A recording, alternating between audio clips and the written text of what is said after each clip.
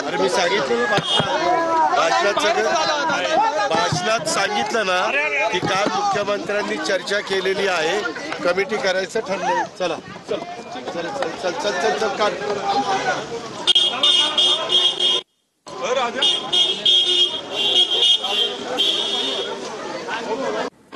शेतकऱ्यांना सरसकट कर्जमाफी आणि फक्त आश्वासनं नको तर त्याची पूर्तता केली जावी ही कार्यकर्त्यांची प्रमुख मागणी होती.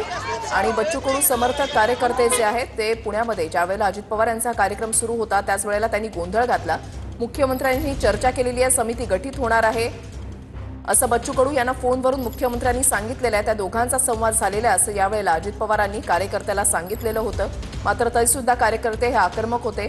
सभागृहात आणि सभागृहाच्या बाहेर कार्यकर्त्यांकडून गोंधळ घातला गेला. कार्यकर्त्यांचा आक्रमक पवित्रा पाहता अजित पवार यांना पुन्हा एकदा प्रश्न विचारला असता त्यांनी असं म्हटलेलं आहे की कार्यक्रमामध्ये मी स्पष्ट केलेलं आहे, मुख्यमंत्र्यांनी चर्चा केलेली आहे, समिती गठीत होणार असं अजित पवारांनी सांगितलेलं आहे.